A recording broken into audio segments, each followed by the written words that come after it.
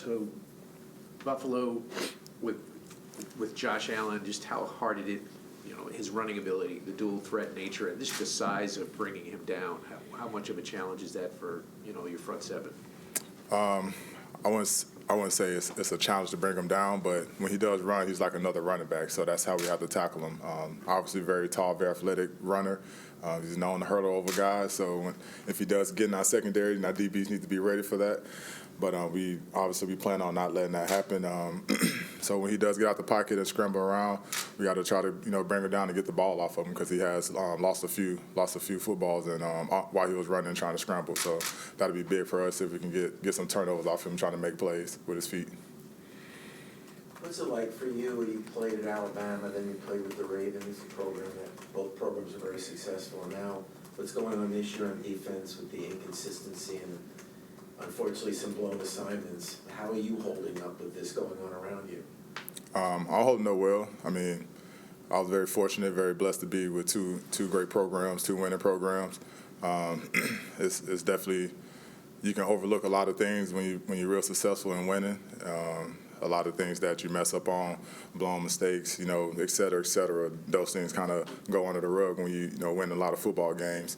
And obviously when you're losing, the focus is on more what you're doing wrong. So, you can either see that as a weakness or you can see that as a time to get your guys together, get your team together, or get the group together to figure out how we can make things better. And obviously that's what we've been trying to work on. That's been the motivation for us this week. That's been the message for us this week is to stay with the grind, continue to keep trying to do the little things better. Because if you keep doing that, ultimately the results will come. And obviously we've proven at times that we can do that. And when we have, we've been successful when we have won games. And when we haven't done that, we've lost game. And on a few occasions we look really bad. So we know what to do in order to be successful, and we know what to do in order to lose games and not be successful. So collectively, from top to bottom, we have to make sure that every guy's bought into what we're trying to do, and every guy's bought in and trying to make their stuff better every day. What have you seen in response this week after you guys were beat pretty bad last week? And what have you seen the response from the defense this week, and what do you expect it to be like against a pretty good offensive team?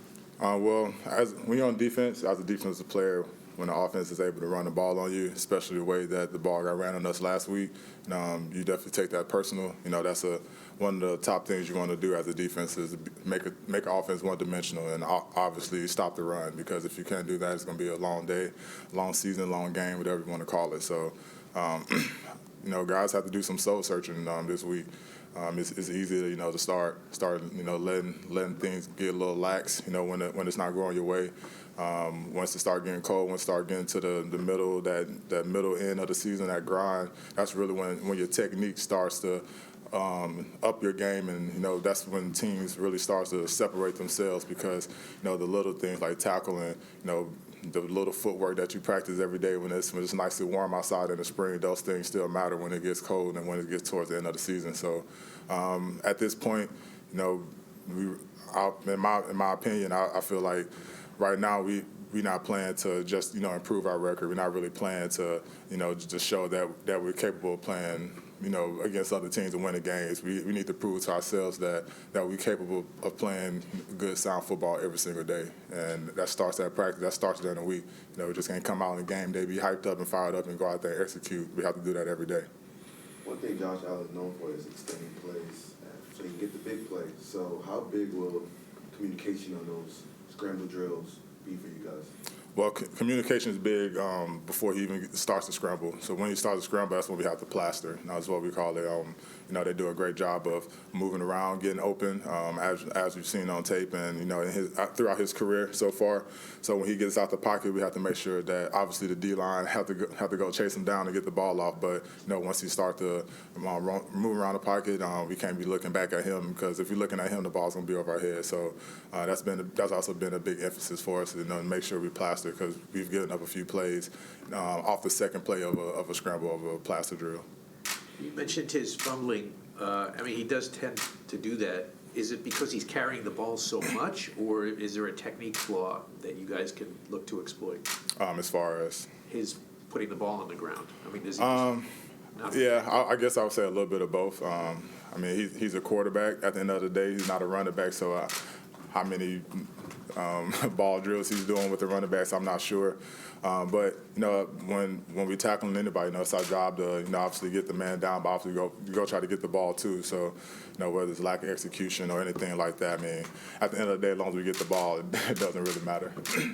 It's a different situation, obviously, but in 2018, the Ravens, Flacco went down, Lamar came in, and you guys kind of rolled from there. In terms of what kind of changes it in the locker room when there's a different starting quarterback and he's playing well? I feel like just confidence.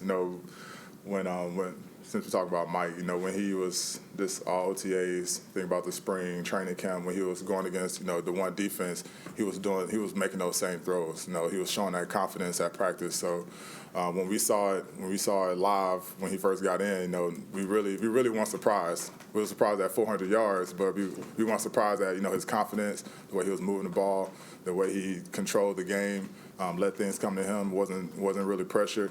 And honestly, I think that's kind of for him. That was kind of made it a little bit easier for him because when you're the backup quarterback, you scout quarterback.